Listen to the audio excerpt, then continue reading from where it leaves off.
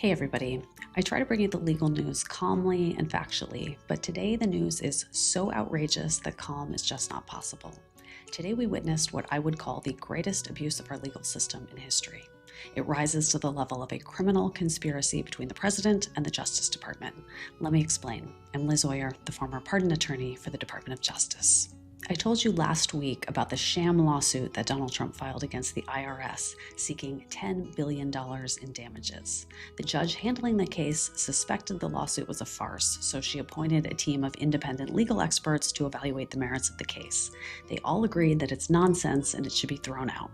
But before the court could toss the case, Trump's lawyers moved to dismiss it voluntarily. Why? Because Trump reached a settlement agreement with the Justice Department, which he controls. Todd Blanche announced the settlement this morning. Here's what it does. It uses taxpayer money to create a nearly $1.8 billion slush fund for Trump's allies and supporters. They are calling it an anti-weaponization fund. According to Blanche, the purpose is to compensate victims of lawfare and weaponization. The fund will have the power to issue both formal apologies and monetary relief. The fund will have 5 members who are appointed by the Attorney General and can be removed by the President. These 5 people have total discretion to give this money, our money, to anyone they choose, with no oversight, no transparency, and no public input. I don't say this lightly. This is straight up criminal. By approving this settlement, the acting Attorney General has agreed at the President's request to dip into the U.S. Treasury where our tax dollars are held and give away our money to people who have no legal right to it. This is a theft of our property. It is a fraud on the American people. It is a criminal conspiracy at the highest levels of our government. As the acting Attorney General, Todd Blanche is entrusted with defending the United States against frivolous lawsuits. He has a fiduciary duty to protect taxpayer money from false and fraudulent claims. He has abdicated that duty. He has betrayed the American people. He has betrayed his oath to uphold the Constitution. This is the type of thing we should be protesting in the streets. I know it's exhausting, but our democracy is depending on us to keep it afloat. Please call your elected reps and demand that they block this settlement. Please make sure your friends and your neighbors know that this is a criminal abuse of the legal system. Please do whatever you can to spread the word and sound the alarm. Thanks. Guys, we are losing recipes, and I mean recipes because we are not cooking in any capacity. We are not cooking, we are not flambeing, we are not having a great time when it comes to how badly we are getting cooked, because in life you're either cooking or you're getting cooked. Oh, a lot of food analogies, because I'm going to feed you something right into your face right now about Donald Trump winning 37 wins in the election update, going into the Republican primaries right here, or whatever is going on at the current moment. 10-0 in Pennsylvania, Georgia 9-0, Idaho 1-0. It is all people that he endorsed. Nearly everybody that he endorsed won. All of them won. All people that agree with Trump and will agree with Trump until they go against him, eventually realizing that he is not actually Republican, but he is more so a cult leader. And despite the onslaught of near schizophrenic posting that is going on by Donald Trump, he does have a method and a strategy. And why is it working? Why is all this working? This one specifically was the most damning one, with Ed Gallery winning. This one right here is the one I want to talk about more so today. This is terrifying to me. Now, Donald Trump posts endlessly on Truth Social. Hell, he posted recently. Can you imagine Thomas Massie, Congressman, in quotations, Congressman Thomas Massie, putting out a many years ago endorsement of him by me when he knows that he wasn't endorsed, but that I proudly endorse Ed Gallery? The reason is that Massie has turned out to be the worst congressman in the Republican Party. That shows what a total dishonest and desperate guy Massie is, and I hope the voters aren't fooled by his deception. President Donald J. Trump. Now, I want to talk about Thomas Massie, because I don't like Thomas Massie. As a matter of fact, I don't really like any Republican when it comes to their policies and how they operate on a pure human scale. But Thomas Massie was the only Republican, and I mean this with my whole chest, that was actually getting anything respectable done when it came to the Epstein files. Now, this is very important because the Epstein files is the point of contingency that everybody seems to disagree on. Now, you may have heard about Thomas Massie before. Thomas Massie is this guy. Thomas Massie is this guy who was with Ro Khanna. This was the whole important thing. They were talking about the Epstein files. They were discussing that they need to get it done. I'll play a clip right here for you. Massie and Democratic Congressman Ro-Khanna, and thank you both for being here, obviously on a huge day for the two of you. I'll ask you, since he's the Republican House Speaker, he's calling it totally pointless exercise and completely moot. What do you make of his comments? Do you agree with those? Well, the White House spent a lot of effort in the midst of a shutdown to stop a totally pointless exercise that's completely mute. And by the way, I got to give credit to Lauren Boebert to walk into the White House, the center of power, the free world, really, and to sustain that and to come back out and to be solid, and also to Nancy Mace and Marjorie Taylor Greene. There was all the speculation that they might take their names off, and they never did. So it's not a hoax. It's not a moot point. It is a very serious thing. There are 1,000 victims, and there are survivors who have had a press conference with Ro-Khanna and I, and that's what we're fighting for, justice for them. Did y'all talk to them at any point during this, as the White House was making clear they were targeting these members? I talked to them. I don't want to say which one I had this conversation with, but one of them was told, we can't let Massie have a win. How petty is that? I mean, this is more than about political wins. It's about getting transparency and justice. Upon hearing this from Thomas Massie, I did some more investigation into how he runs his political operations, and I'm very shocked by a lot of what he is. He seems to be 91%, from what I've gathered, 91% Republican on pretty much every issue. Everything he does is pretty much 91%. You can see his voting history right here. His entire voting history of Thomas Massie is available. He usually chooses yes on Republican issues over and over again. That's what he does. That's really all the time. He's pretty much a yes guy when it comes to it. He does this job pretty efficiently because he votes with his moral conscience. As a matter of fact, if we look at his Republican score, his lifetime score of being a Republican is about 83%. That's how he operates. It's Thomas Massie. It's who he is how he operates. All of his policies primarily are basically just Republican. Think of regular Republican, conservative, that's how he operates. I think the only thing that he is staunchly against realistically is the Epstein files. Like, he wants them revealed and released to the public. Now, when I say Republican, I mean like general conservative. I mean somebody that actively represents what a conservative is in your mind. Not Donald Trump, who I don't consider to be a true conservative. I know it sounds crazy to say that, but to me, Donald Trump is more of a cult leader than a conservative. So he sent out all these endorsements saying, I endorse this person, I endorse this person, I endorse this person. And as he was doing this, he encouraged people, and this is going to sound crazy, he encouraged people to use AI to go against his opponents. So I'm going to show you the AI that he encouraged to use against people, and it's a little bit insane to me. Thomas Massie caught in a throuple in Washington. He's cheating with the squad on the America First movement. Massie voted with the squad against Trump's tax cuts. Massie voted with the squad against finishing Trump's wall. He voted with them against hiring new border agents. Well, this is worse than adultery. It's a complete and total betrayal of President Trump and Kentucky conservatives. On May 19th, fire Thomas Massie. MAGA Kentucky is responsible for the content of this advertising. Yes, those were AI deepfakes used against Thomas Massie. Now, this isn't really the only thing. I want to say Thomas Massie's entire thing was also using an entire thing against. There's a pro Massie one as well. Let me show you the pro. The other one's kind of funny. I'm not gonna lie. They're both insanely ridiculous, but this one's really funny. Let me show you it. These Trump traitors, they can't stand our president and can't help but let it show. Like woke Eddie Galrine. Woke Eddie left the Republican Party after Trump won the GOP nomination in 2016. Take a look for yourself. And when did woke Eddie change his registration back to the GOP? After Joe Biden was sworn in, Trump was in the foxhole, and woke Eddie Galrine tucked his tail and ran. Kentucky Fourth PAC is responsible for the content of this ad. Now, they are going AI for AI, but I expected nothing less from Republicans fighting against each other. Is a lot of infighting. Now, at first, I was really happy that a bunch of Republicans were going against each other and fighting against each other. Hell, I was even excited that J.D. Vance disavowed Thomas Massie. I was saying, yeah, this is great. Let me show you his disavowal real fast. Problem with Thomas, and I've told him this in private, and now I guess I'll say it in public, is it's one thing to disagree with the party on a particular issue. It's one thing to to have your independent stand on a number of questions. And by the way, some of the stuff where Thomas Massie has been independent against the Republican Party, I've agreed with him with. Thomas and I worked together during 2023, where I was trying to stop the limitless flow of American money to Ukraine, and Thomas was one of the people I was working closest with it. But that's one thing. Being independent, having your own opinions is one thing.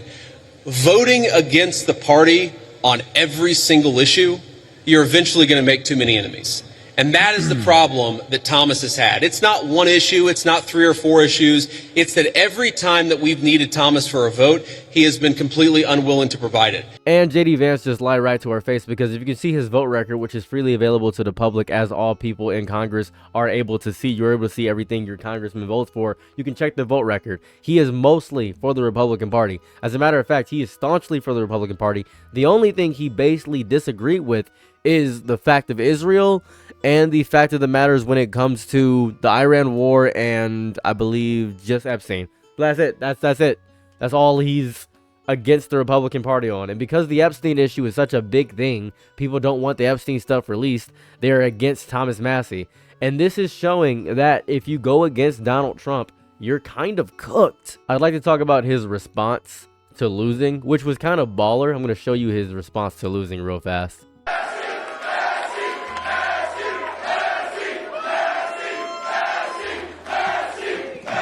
All right.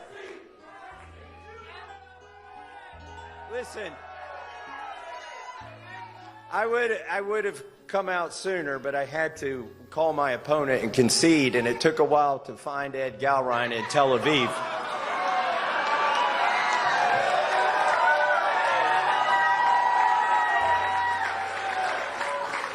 I did get the call through, though. I have called and conceded the race. We've been honorable the whole time. He was saying that his opponent was actively in Israel and that he is Israel backed. And it's true, actually, because he is Israel backed. That is a real thing. It's not even like a fake statement. He is Israel backed. And on top of the fact of using a lot of the AI stuff that continually happens and pops up over and over again, we have me agreeing with Alex Jones about the fact that the Republican Party has eventually lost. There is nothing going on with the Republican Party when it comes to it. I'm going to show you, I hate to say this, a broken clock is right twice a day. Alex Jones is sadly correct. Well, I predicted today on air at 11 a.m. that Massie would probably lose. And it didn't matter if the scientific polls basically showed he was a few points ahead. When I saw Hegseth there yesterday and how confident he was, and the Pentagon openly campaigning against an American citizen in an office, campaigning against the power of the purse, against Congress, unprecedented in U.S. history in 250 years. And I saw the confidence of Hegseth on stage with Massie's Israel-funded opponent. So it doesn't matter, given a lot of polls, he's 10 points ahead. It doesn't matter if he's 20 points ahead in Bali Market. It doesn't matter. I could see the confidence, the fix was in. They had a lot of ways to get that done. I don't believe that Massie's opponent actually won the election, but here's the bottom line. Massie won the hearts and minds, and the illusion that Russia's involved in our elections with almost no pull is gone. We are witnessing in real time massive corruption at a scale the likes of which I've never heard of or seen. It is disgusting and nasty. It's got me agreeing with very popular conspiracy theorist Alex Jones, because he is wildly correct. He's correct about that. And I'd like to point out something that a lot of people don't understand, right? It's the fact of the matter that Thomas Massie was just against the Epstein files, and he just went against Trump. That's it. There's another person as well that got outed as well, John Thun, also lost to Ken Paxton. Now, Ken Paxton was for Trump. Now, what was John Thun against? John Thun is what I would consider to be basically your friend's conservative dad that is homophobic and sexist and misogynistic, but does understand that people that are pedophilic need to go to prison. That he's that person, right? That is what he is, right? That's who he's supposed to be.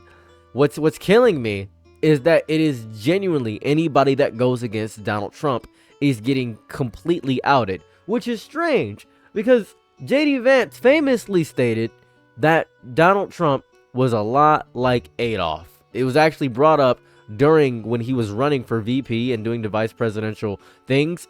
JD Vance said that Donald Trump was a lot like Hitler. It's right here in this clip. JD responds to past comments likening Trump to Hitler, criticisms of past policy, because he famously stated that. I'm going to go ahead and play this clip for you right here. Senator Vance, in 2016, you called your running mate Donald Trump unfit for the nation's highest office, and you said he could be America's Hitler. I know you've been asked many times, and you've said you regret those comments and explained you then voted for Donald Trump in 2020.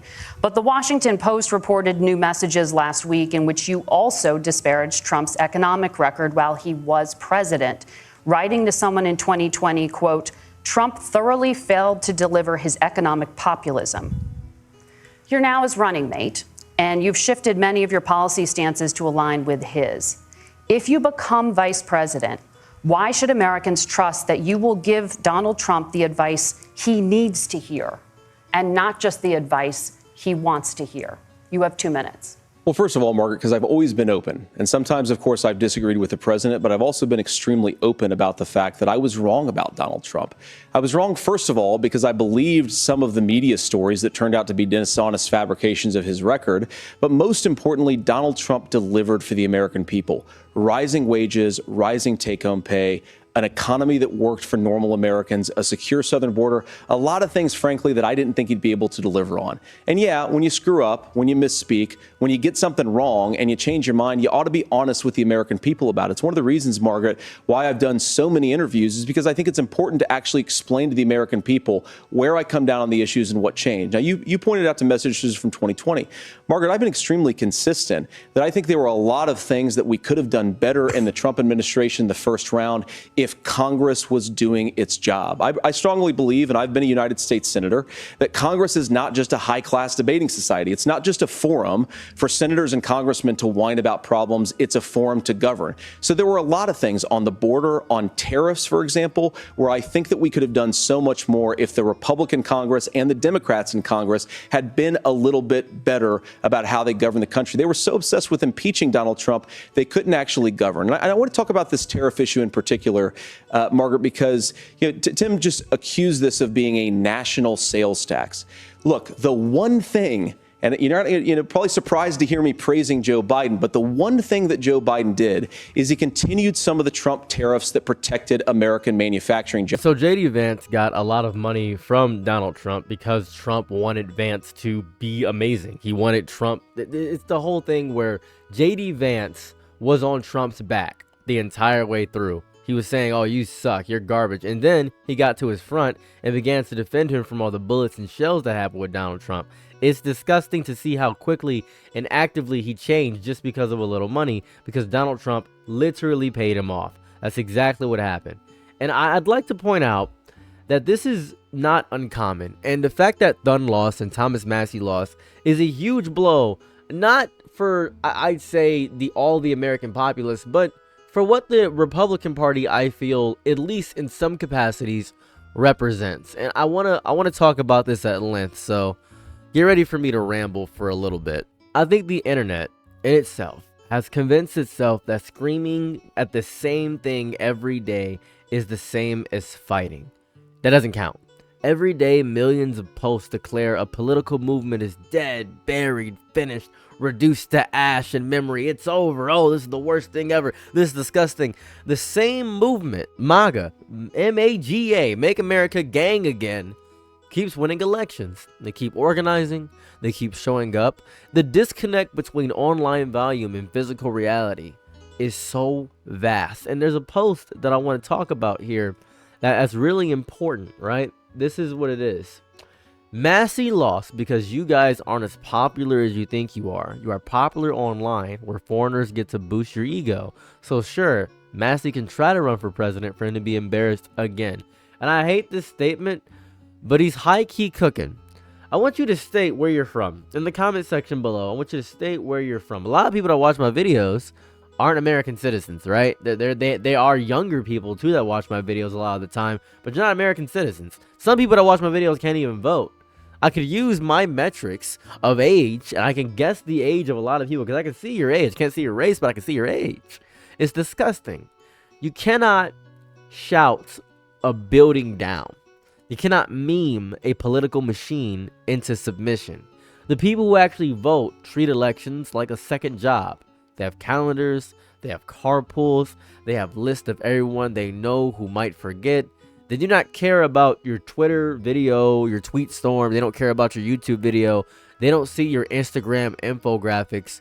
They are already at the polls while you are still typing. They watch Fox News religiously. They go on Truth Social because Trump said to download Truth Social. So all they're getting is the schizophrenic hellscape that is Truth Social. That is the entirety of what we're getting. And I want to talk about, because a lot of people think I respect the Republican Party.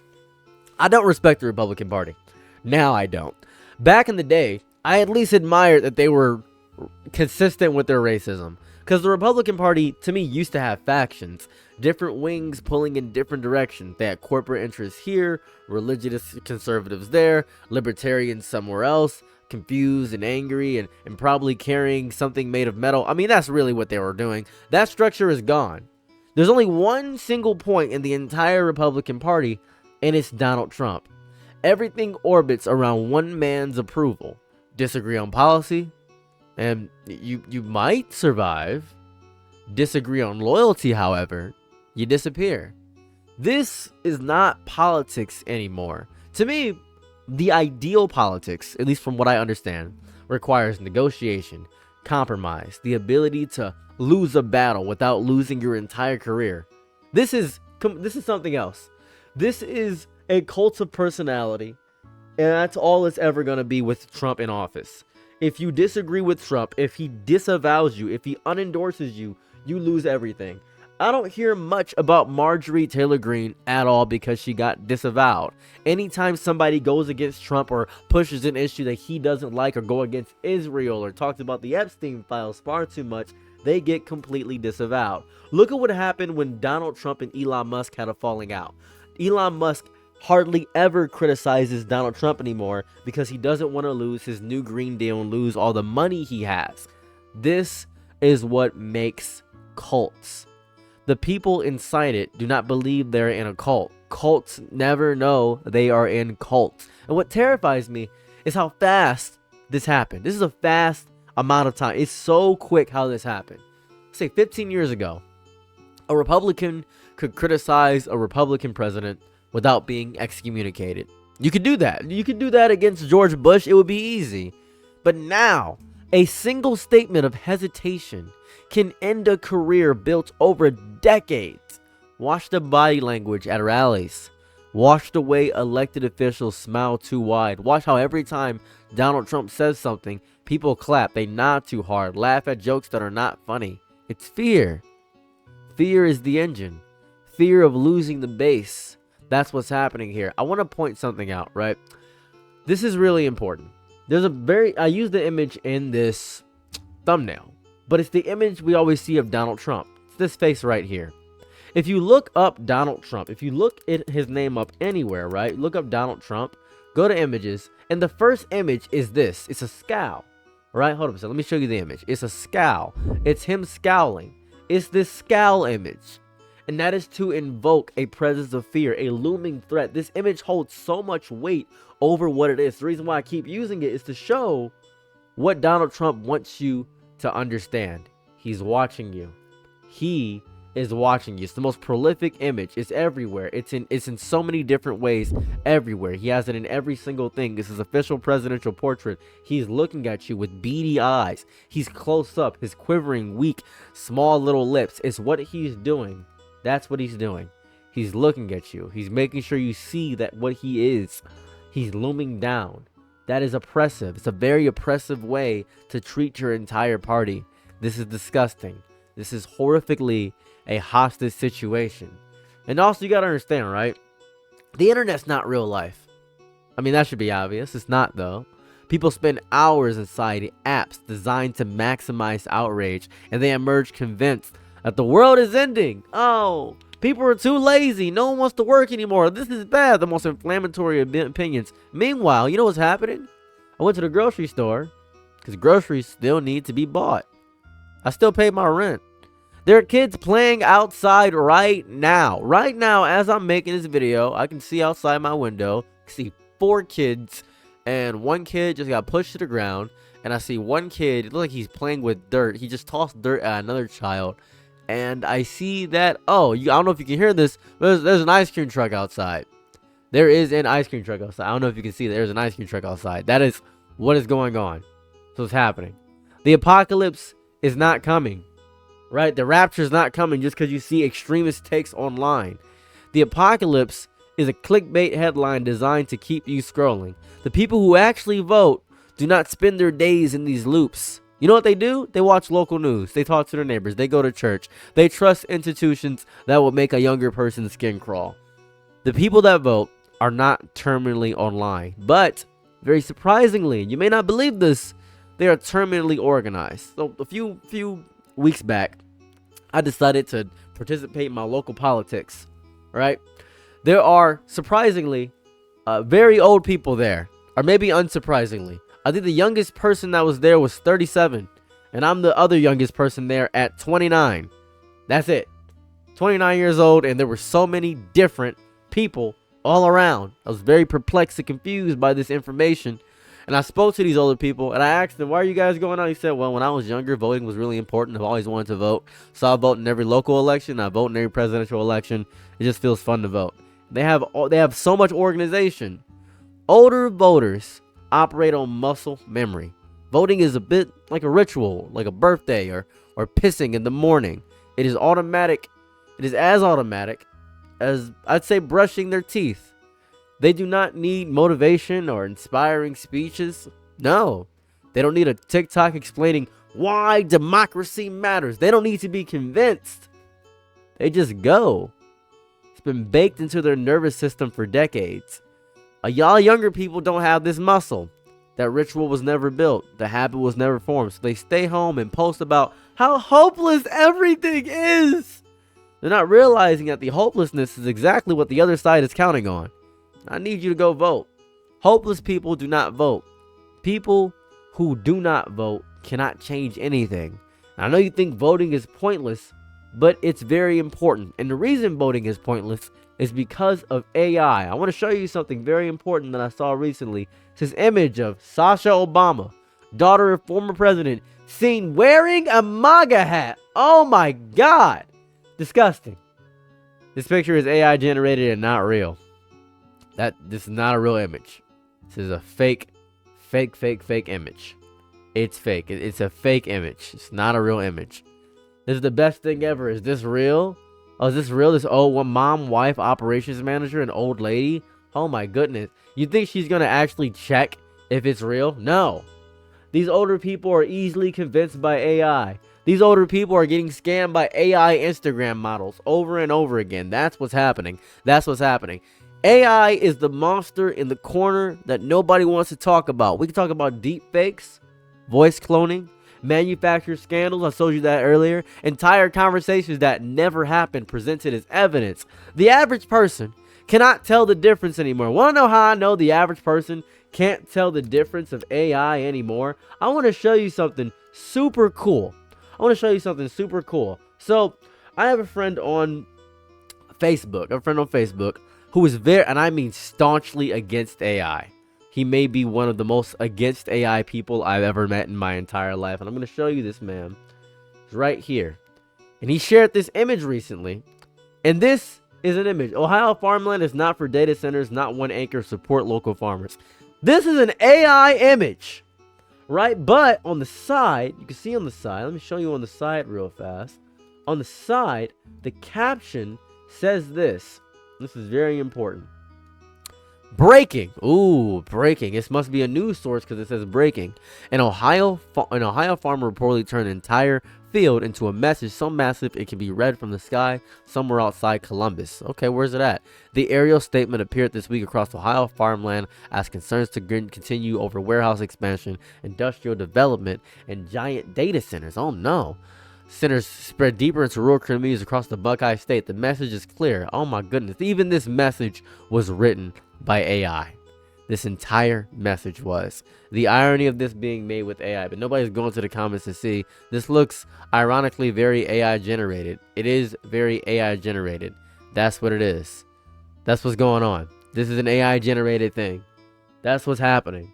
That's the reality of what people are doing. And because it's so hard, it's so difficult to tell. It is. Well, you can obviously tell because you can obviously tell. You can obviously tell. Not the average person. If you consider yourself to be a unique individual, guess what? You're not the average person. Because I'm talking about the average person. I don't give a rat's ass if you can tell that it's AI. The average dummy, the person who actually votes, the boomer, the older person who sees this nonsense and this garbage, the friends that I have that are 35 years old, those people, they can't tell. And they vote. You at 14 who has internet training and media literacy, you can tell. You at 15 or 16, however old you might be, you can tell. I grasp that you can tell. I understand that. The average person was already struggling with basic media literacy. Now they are being asked to navigate a hall of mirrors, and every reflection they see is literally fake. Older voters are so vulnerable. They trust what they see. They trust what they hear. They do not understand that seeing and hearing are no longer enough. You got to understand that. The technology is advancing faster than the public's ability to detect it. That gap is a weapon. The weapon is being used by Donald Trump and his people. That's why he loves AI so much. People kept asking me, why does Donald Trump love AI so much? Because you can trick people with it. You can trick idiots with it.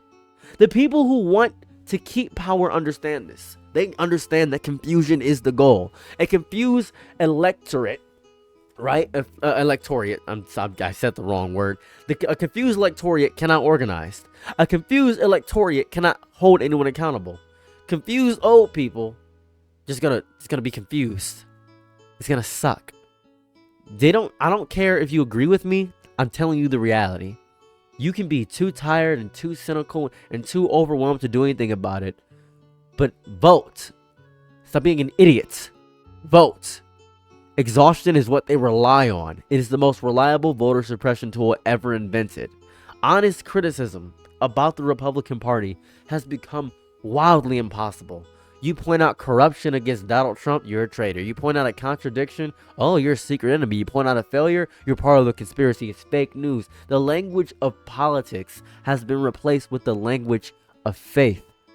You do not debate faith. You either believe or you are cast out. This is not how a democracy functions. Democracies require scrutiny. Democracies require the ability to say my side made a mistake without being burned at the stake, and that ability is gone. We are having loyalty tests over and over again. This, to me, is not what the Conservative Party was, right? I know you're thinking right now, the other side is losing. They're not losing, they're organizing. They've been organizing for decades. They understand that politics is not about being loud online. Who gives a fuck about that? I vote in every election that I'm possibly allowed to vote in. I just got my felony conviction off, dude. Like in 2024, 2023, around that range, I got my felony conviction off. Very happy about that. Very happy about that. Didn't know I could vote. I discovered I could vote. By the time I had stated previously that I voted for Kamala Harris, that's not true. I didn't vote in that election at all because I thought I couldn't vote. And then later, I had told people, I championed Mrs. Harris over and over again, told people to vote. I gotten 17 people to vote and confirmed that they voted for Harris, so I felt like I voted for Miss Harris, is what I felt like I did. Then later, got a letter in the letter in the mail saying, oh yeah, you're good, you can vote again. I'm like, oh sweet, this is great. Because convicted felons couldn't vote. I don't know if you knew that, convicted felons couldn't vote, but I voted. The internet, however, doesn't understand how anything works. The algorithm does not organize because it doesn't vote. It just feeds you more of what you already believe until you cannot imagine anyone believing anything else. You're isolated. You are wildly isolated. If you hate what is happening, you have to participate. Not online, in real life. Register. Show up. Bring someone else. Ignore the exhaustion. They want you tired. They want you hopeless. They want you to believe that nothing matters so that you do nothing. Doing nothing is the only way they win. Doing nothing is the only way the machine keeps running. Do not let them have You're nothing. Your nothing is their everything. And I know this because I'm watching it. Anyways, thank you guys so much for checking out my video. Have a lovely day or night wherever you're at. Please, please go vote. I'm out. Peace. Bye. I'm your nigga night, be my Laurel Angelo. Ooh, happy to try what you need. Your world, I love to live in it. Ooh, I love the ride when you're free.